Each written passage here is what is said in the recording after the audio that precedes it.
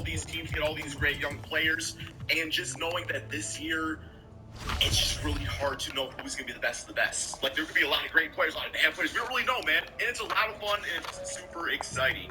If I could ask you before we get going on this discussion, remember I am doing 24-hour NBA update videos. Have that be on rumors, speculation, news, whatever it may be.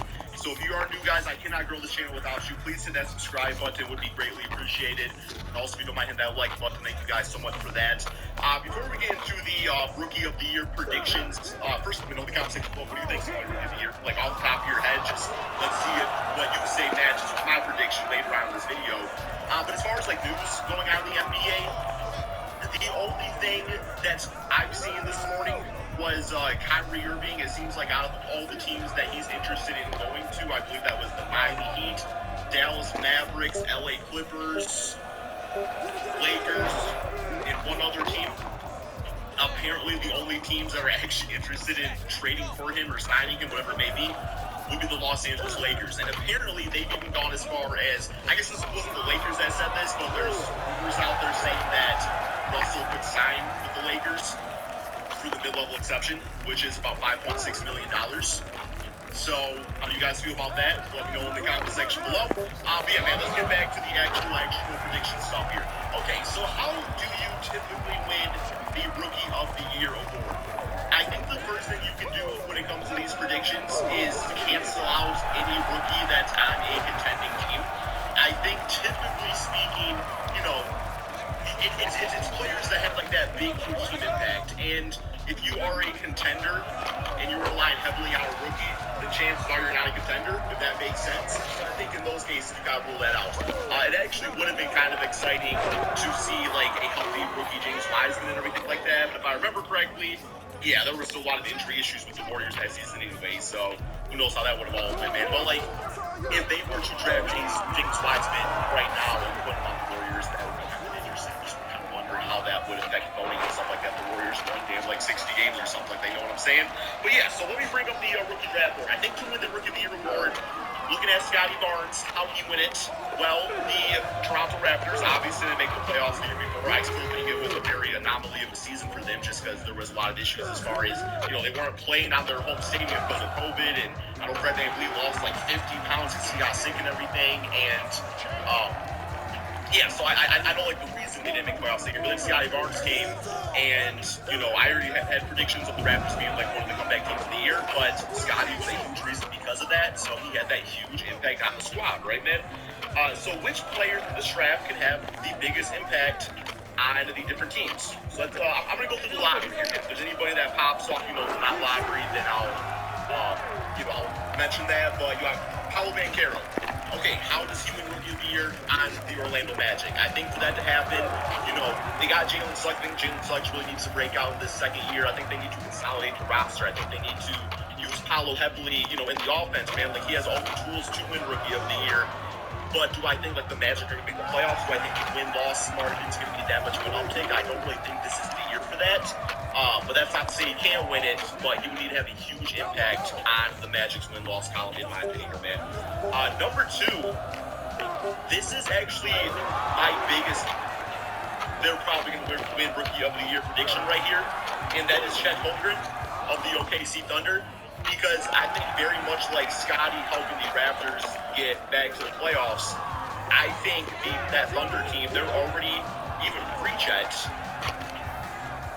like I think they were already ready to make that next step. I do think they were a Chet Holmgren away from actually doing it, but I really firmly believe that this Magic team can no doubt make the play-in tournament, and, you know, maybe even get like that, I guess, 8th seed, you're still in the play-in tournament technically. So yeah, kind of around that, what is it, 7th or 10th spot in the conference rankings or whatnot. So yeah, man, I think Chet, if he puts up the numbers to have that impact, you know, playing with Shea and Giddey, he can average, I don't know, 17 points, 10 rebounds per game, maybe a block or two. He is definitely my favorite to win it because that will have such a huge impact on the Thunder getting to the playoffs. You know, without him, I don't think they would have done it. Maybe close, but not quite there yet. Chet can have that huge impact, man. So yes. Number 3, we have Jabari Smith. I think Jabari Smith also is going to have a really good season with the Houston Rockets. I don't think this is the season the Rockets make the playoffs or play-in tournaments. I do very much recognize they had a fantastic draft, but I think this is definitely a year to bring it all together, what works, see what lineups work, see which of the younger players are to progress to that next tier of players. And they'll be back, I think they'll be going for it the season after, not going for it, making the playing tournament, right? So I don't think Jabari Smith, but unless, obviously they make the playing tournament because of him, he can win it, which kind of goes without saying for all these rookies. Keegan Murray can be very interesting. 21 years of age. Typically, these older rookies, they transition very nicely to the NBA. I think the two prime examples I have is I think Malcolm Brogdon was an old rookie. He was like 22. He ended up winning Rookie of the Year 2 seasons ago, I think 2017 or something like that, 16. And then I know another rookie that was an old that had a really good impact. Kyle Kuzma, his rookie season on the Lakers, when everybody was like, hey, this is looking better than Jason Tatum. Kuzma's still a good player. Let's not have that comparison, man. Trae Young, Luka Doncic, both great players. Those two is smaller than Jason Tatum, but still, that still stands. And then like Chris Duarte for the Pacers, he was like 22, 23 years of age, and he was really good for the Pacers. So yeah, Keegan Murray. We know that this Kings team is going to be aggressive in trying to make the playoffs, play a tournament. Obviously, we're some bonus. We'll see what moves they make this offseason. But he's going to be a big part of that, helping them get to that next step. Well, are you kidding me? I couldn't even. They can't just make a play tournament. He's like, bro. Come on, bro. Are you serious? That shit out there, man. So, I'm really excited for this Pistons team. Jaden Ivey fucking dribble, man.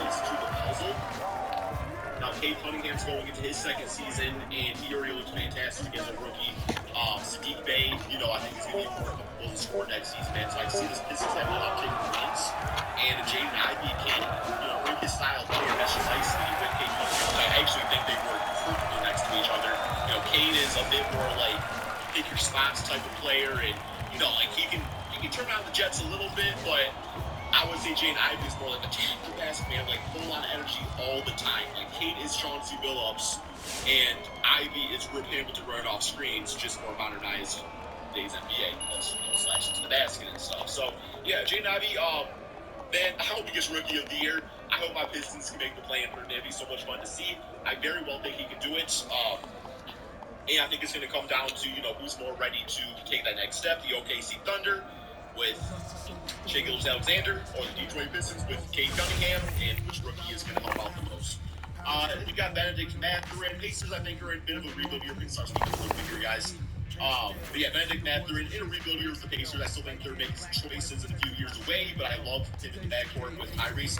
Shaedon Sharpe, I don't see it happening unless he's just like they start him at small forward or something. He just ends up becoming this amazing player alongside Damian Lillard, being like the missing piece out of nowhere. Dyson Daniels makes him have a nice impact, about Rookie of the Year impact. And yeah, you start getting down to it, and typically, you pick the top 3, 4, 5 players because you think they're going to win Rookie of the Year, and at that point, you're just drafting people that are available, still great players, but if they were going to be in that Rookie of the Year conversation, you probably would have drafted higher. So yeah, it's kind of hard to go into too many details of every single rookie in that case. But yeah, man, so I would say my predictions is I think... No, but it's Houston. I'm not going to use it. I was never I'm not trying to be biased, man. Like, I would say this even if I wasn't a businessman. I swear, I promise, man. I promise this is totally me. But I do have, like, Chet and Jaden, like, right by each other. Like, just like that, man. We're right by each other, guys. So, yeah, man, I'm excited for the season. I am also going to go to the beach. So, thank you guys for enjoying this video. Hopefully you did, I guess. I should assume that. Thank you for taking the time and a chance on the video. And I'll be back either Sunday with an update video. I usually take Sundays off because it's not Jordan, guys. But there's like big news. So it's literally just like I talked to my dad on the phone yesterday, and I was supposed to be going to like Disney family for the 4th of July weekend. And then I found out it was the weekend of free agency. So I'm going to pre-plan stuff for my family, do something another time, and get you guys that heat. That's all we got. Peace out, my friends. Did you wash your hands?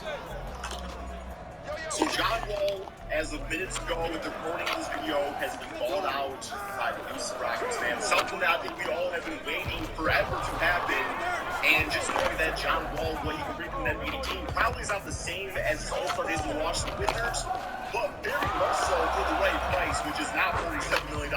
season can really help out an NBA contender right now. Yo, what's going on, man? Welcome to another NBA discussion rumor 24-hour update video, except this one, we're actually working on third shift right now, man. I was actually about to head with that, baby. So if you guys don't mind doing me a good favor, and please subscribe if you're a new to the channel. And also know this, man, I cannot grow this channel without you. You know, I can do these third shift videos and stuff, but I cannot grow without you, man. So please, humbly I ask, hit that subscribe button. Let's get going on this discussion, man. So straight up, I want to know from you guys in the comment section below, which team do you think John Wall should go to? Just like top of your mind, just like which team should it be, okay, man? First, let me read the actual official tweet here that put out this information. This is from Chris Haynes, who is a senior NBA insider for Yahoo Sports. He says 5-time NBA All-Star John Wall will secure a buyout with the Houston Rockets and become a free agent. League sources tell. Yeah, They get a ring though. Alrighty, so the last time John Wall played basketball, he put up kind of some phantom stats. You know, stats that on paper might look decent enough. You know, we're looking at a very surface level. I think it was like 18 assists per game, but also shot very poor field goal efficiency, and I believe he had some problems with turnovers and things along those lines. That was about not this current season, the season before. That's the last time he played basketball was on that Rockets team. So I think it's important to know that, you know, that version of John Wall not only was it off the injuries, but he was playing for a team that he wasn't really like contending on, and probably just trying to prove to the NBA teams out there that he still got it, right, man? So now you look at him right now, and once again, you know, I could probably make some type of argument that John Wall actually could have been pretty solid for the Houston Rockets this upcoming season, just because having Jalen Green, having Jabari Smith, there's nothing wrong with having a point guard that's one of the better passing point guards of all time, you know, on your team. But I also very much get that the Rockets are more into a youth movement type of thing. You know, they're really embracing that Kevin Porter Jr., Jalen Green backcourt, so it does make sense. They also had a really good draft, too. I hope that Ty Washington, I think he would actually be stealing more of that Houston Rockets team, man. But, you know, so they're buying out his contract. What happens now? Well, John Wall gets to pretty much pick where he wants to go to. And, you know, I think the entitled be like, oh, the Lakers are going to grab him. If I'm John Wall, I am not going to the Lakers, man. Like, I understand that the contract for John Wall is going to be cheap. But, you know, he's got to know very much himself, too, that for one, he got highway robbery with that contract, man. Like, you know, no matter what amounts that he gets bought out for, the amount of money that he's still made from being injured and not playing, it's so damn high, man. Like, I really hope he puts just, like, mindset of, this is where I want to play at, this is where I have the best chance of winning a championship. So, real quick here, man, I'm going to go down the NBA teams and just kind of, like, see, like, who I think the best fit is. So, the first one we got here is the Boston Celtics. I have a hunch the Celtics end up with John Wall. I think he can come into a starter position there. I think that, you know, he gives them that exact playmaker that they lacked in the playoffs. And, you know, man, like, I know there's a lot of people that are hating on, you know, Marcus Smart because he didn't really play like the greatest, especially from a defensive standpoint and everything, playmaking standpoint in the finals. But I still like Marcus Smart. So the fact they can get a point guard in John Wall without having to make some type of trade to do so, I think would be a big-time W. So you're running a lineup with John Wall, Marcus Smart, Jaylen Brown, Jason Tatum, Robert Williams. Like, that is absolutely beautiful, man. And you can even go as far as saying, okay, John Wall at this point in his career, we know the injuries are kind of adding up. We don't want to put the grueling haul of the start and it's on an 82-game season for him. So all of a sudden you can look at it from this standpoint and be like, okay, like John Wall's our sixth man. And you can run it back with the same lineup that you got the Boston Celtics in the finals this NBA season. And then very much you got John Wall, playmaker off the bench, but also you can, you know, use them in certain circumstances where you need more of a playmaker on the courts. And keep in mind, too, John Wall is still a very quick player. Despite having all the lower body injuries, I still think that part of his game is still going to be there to some extent. Maybe not the same explosiveness, but I still think he's going to be able to have that, you know, that defensive instinct, basketball and things like that, where he can really fit in that backcourt with Marcus Smart. So, both the Boston Celtics as a team. We have here is the Brooklyn Nets. Oh, shit. Never mind. I can't go with ATM. He's too tiny. I mean, Kyrie Irving just opted in. I know, man. He threw a damn curveball at everybody up in there, man. Like, straight up. Kyrie's back. I don't think John Wall goes to the team. I'm going to cook up. Low-key would be kind of I I could see a world where I John think Wall Kurt's gonna goes get to the Knicks. pretty good. Depends what You John know, Wall's I don't know, exactly Kobe, looking pretty for at this smart. point in his career, right, man? I want to go to the back 76ers could be kind of interesting, although I ain't gonna lie, I like Tyrese Maxey a lot, so I really don't want to hinder his development by bringing on John Wall. Toronto Raptors don't make sense. Chicago Bulls don't make sense. Cleveland Cavaliers don't make sense. And I'm talking about from the starting standpoint, right, man? Like, any one of these teams, John Wall could be a six-man. That's great, right? But I'm talking strictly starter minutes here, and that's kind of the mindset I'm going with. Detroit Pistons don't make sense. Indiana Pacers don't make sense. Milwaukee Bucks. I think there's a circumstance where he could go to the Milwaukee Bucks and really fit in there, man. He shot about 41% catch and shoot threes last time he was playing, like, some basketball games. So, you know, going to the backcourt with Drew Holiday makes a lot of sense. Got Chris Middleton at the three, got Giannis at the four spot. You know, runs Bobby Portis, Brook Lopez, whatever you want to do. Like, that's going to open up the lane for John Wall to attack and dish it out to the shooter. I really like that, man. That obviously, too, you know, Giannis can run it too and dish it out to catch and shoot John Wall. So I think that team makes a lot of sense. Trae Young in the backcourt. Maybe you're worried about Jonathan Murray. We'll see about that. Charlotte Hornets, Miami Heat. You know, I think Miami would be kind of interesting, especially if you get John Wall on a pretty good contract, just because having him in the backcourt, the point guard position, you know, kind of switching off into Kyle Lowry. I don't know about you all, man, but Kyle Lowry is looking like he's kind of on his last leg in the NBA there, so I don't know if he should be playing full-time starter minutes anyway, so being able to switch out those two, would absolutely love that.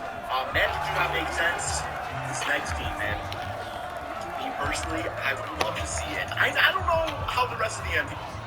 It was a day the Packers will remember. From the very beginning, the challenger found himself struggling. Meanwhile, Doug Brand he would feel about it, but I want to see it. And that's going back to the Washington Wizards. This Wizards team is very interesting, man. Like, you know, it looks like Bradley Beal is going to sign his 5-year deal. Now, I said in my video earlier today that very much could just be him signing his West trade here down the road. But as far as I know, he still gets along with John Wall completely fine. I think the big reason they did that Russell Westbrook trade in the first place was just trying out something different. John Wall was coming off injuries, but I actually remember when Beal was his first few seasons in the NBA, there was some kind of chemistry issues, like deciding is this still John Wall's team or is it Bradley Beal's team? I think for him to go back to the Wizards, it's no doubt Bradley Beal's team, and he would be a third option to both Beal and also Kristaps Porzingis, and maybe in some games even Kyle Kuzma. Denver Nuggets. I can kind of maybe see it. Minnesota Wolves, not really. OKC Thunder, no. Portland Trailblazers, no. Utah Jazz. You know, maybe a little upgrade from Mike Conley. Keep Donovan Mitchell happy. I can kind of see it. Golden State Warriors, you can do Sean Livingston. That'd be great. And my video has recorded stopping here, guys. So I am going to finish the audio here. Clippers. Love the Clippers. They need a playmaker. Lakers, no. Phoenix Suns, no. Sacramento Kings, no. Dallas Mavericks, yes. Luka Doncic would be perfect. Houston Rockets, clearly no. Memphis Grizzlies, no. Pelicans, maybe, man. Like, they have Devontae Graham. They could do better. And San Antonio Spurs, no, guys. That is all for the video. I do apologize if the camera cut out. Do not know why, but hey, that's all we got, man. Thank you all so much for watching. Stop my friend. Hey, guys, look at Jazz here, man. So, editing this video, and it was just released that John Wall is going to the LA Clippers, baby. Woohoo! Damn, man. But so I'll put the video up, and just quick thoughts on this is, you know, it's not official, so I guess he really could move where, but it sounds like he's finalized with the LA Clippers. Perfect move right here, man. You know, Jordan with Kawhi Leonard and Paul George. Love to see it. Love to see it.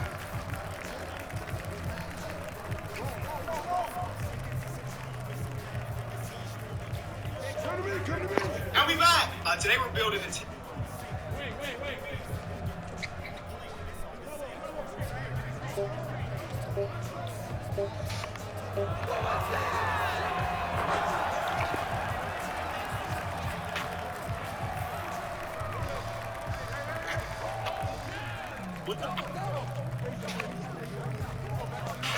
Kyrie, I'm going to be doing my job when I ask this question. So, you know, go ahead. Do you want to be a Brooklyn Nets still? Pass it to my left. The Kyrie Irving situation.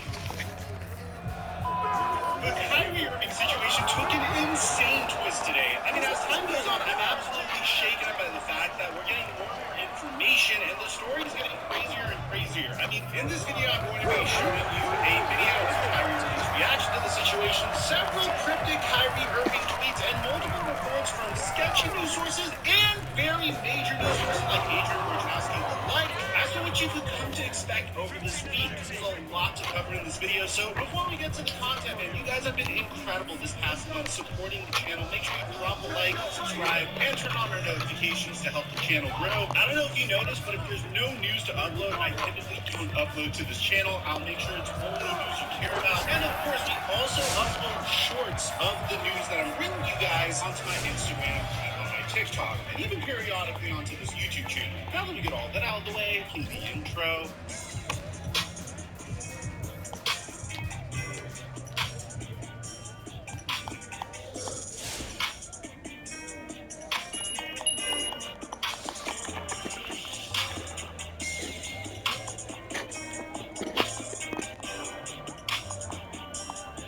Mic check 1 2 1 2. What's going on, everybody? Last time we discussed this situation, we were talking about the fact that Kevin Durant might be planning his exit from the Brooklyn Nets. That's very much tied to Kyrie Irving's decision with the Brooklyn Nets. Now, you even had Kevin Durant going on a podcast giving his opinion on the entire situation as well, saying that Kyrie Irving is his brother and he doesn't really want to get involved in the business aspect of things for Kyrie as he's making his decision. You know, basketball is obviously the most important thing, but, you know, try not to let that get in the way of somebody else's personal decision.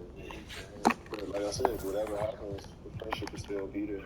Now, at the same time, over the past 24 hours, we got a bunch of information in regards to Kyrie Irving's stance with the Brooklyn Nets. And some of it is just absolute absurdity from the Brooklyn Nets front office, and I'll be the first to admit that. But the very first thing we saw is someone point blank asking Kyrie Irving if he's going to return to the Brooklyn Nets. Now, this was Kyrie Irving's response to it. Do you want to be a Brooklyn Nets dude?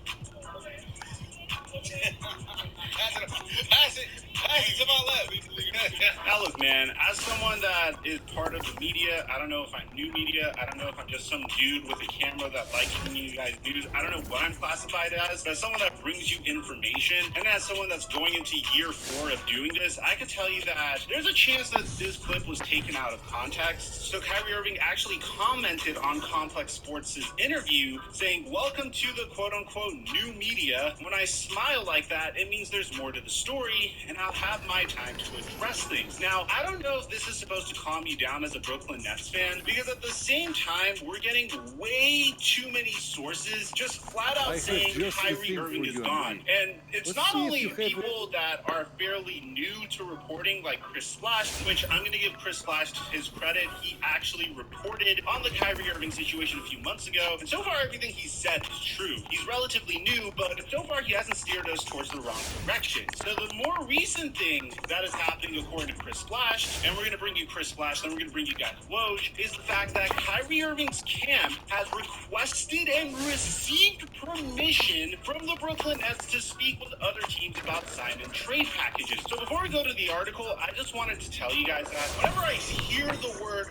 requested or received permission to seek a trade, that's pretty much a polite way of saying that Kyrie Irving is demanding a trade, okay? Yes, the language is different, of course, but the fact that they are actually looking for a trade should give you an idea that Kyrie Irving's days on the Brooklyn Nets are numbered. Now, in this article by Chris Bryant, it says that the Nets and Kyrie Irving have not gotten any closer to finding an amicable situation that keeps the superstar guarded in Brooklyn. As a matter of fact, things are trending in the opposite direction. While Nets GM Sean Marks and superstar forward Kevin Durant have yet to speak this offseason, which of course isn't necessarily true. Kevin Durant came out in a podcast and discussed everything a few days ago in our last video, so if you didn't catch that, make sure you check it out. But it also says that Irving's camp has requested and received permission from the Nets to speak with other teams about sign and trade packages, according to multiple sources familiar with the situation. Now, the belief among both league and player circles is that Kyrie Irving is gone and the 7-Eleven era is over before it ever began. Irving only began in 103 regular season games in Brooklyn, a 3-year run Dancing with the ravaged in Q-tip by the Two-Step Collective. Come on.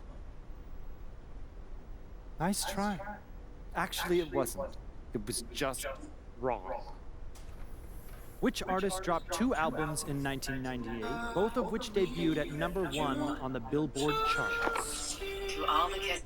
ravaged in year 1 by a nagging shoulder injury, in year 2 due to absences for personal reasons, and in year 3 due to Irving's unwillingness to get vaccinated against COVID-19 in a that's city that didn't create a professional athlete exemption Not and its good vaccine mandate until suppose you weeks could take before the some NBA pride in the playoffs fact that began. you The tried. Nets, as the Daily News reported in late May, have been unwilling to give Irving a long-term contract extension without significant test of financial knowledge, guarantees. you've They do come not to the believe right Irving is place. committed to doing what it takes to be on the floor every For my game for knowledge his is deep. teammates. Which, with all My due respect, question man, is, what I is the can't title really of blame the Nas's Brooklyn Nets. Like, of 1994 course, if you debut don't want to album? get the vaccine, that's a whole different topic. We're going to stay away from that this video. But you have to admit, I thought when this was you supposed to be had a tough. player for 3 Ill straight man. years, and yes, of course, the first year was an injury, and he But was a correct. little bit more aggressive While in best known as treating one of that the injury greatest due to the MCs fact of that all Kevin time, Durant wasn't even on the Q-Tip. floor, and the Nets weren't in contention. So I understand the first year. But the second year, you had Kyrie Irving consistently Groove is in the taking heart games by off D-Light. due to personal reasons. That's when the jokes That about is Kyrie Irving correct. being a part-time player started to become a thing. Which And then artist when you dropped combine 2 albums that in with, of course, this 1998? past Both of year, them. the vaccine drama, I don't blame the Brooklyn Nets thinking that Kyrie Irving isn't committed to doing what it takes to being on the floor every game for his teammates. It's one of those things where, like, the most bizarre circumstances are the demise of the Brooklyn Nets. I mean, I said this in the very done. beginning when You've Kyrie accomplished Irving something and few others Kevin won't. Durant joined Kudos. up together on the Brooklyn Nets, and I repeated it when they traded for James Harden. The only thing that's going to get in the Brooklyn Nets' way is themselves. Now, here's the crazy thing. The Nets don't have the cap space to replace Irving if he leaves as a free agent, and the only teams that have the cap space to sign Irving need much more than the Stargard services if they're going to make the playoffs, let alone compete for a championship. Which brings us to some stuff we already knew about. Irving has 6 teams on his radar for the sign and trade: the Lakers, Clippers, Knicks, Heat, 76ers, and Mavericks. A Durant and Westbrook reunion in Brooklyn remains unlikely, according to a source. The Knicks, Mavericks, and Heat are the teams that have the biggest capacity to pull off a deal for Irving, but the Knicks and Mavericks appear to be in a bidding war over Jalen Brunson. And then, of course, the next stuff is already stuff we kind of knew about before I get you guys to what Adrian Wojnarowski is saying, is the fact that it remains unclear if Kevin Durant will want to stay at net if the front office essentially kicks his co-star out of town. Now, in a recent podcast appearance, the Ringer's Logan Murdoch, who built a relationship covering Durant while he was a member of the Golden State Warriors and traveled with the Nets for a 2-week period last season to pen a profile on the Nets star, said Durant feels like the front office didn't grow to understand Kyrie Irving, which makes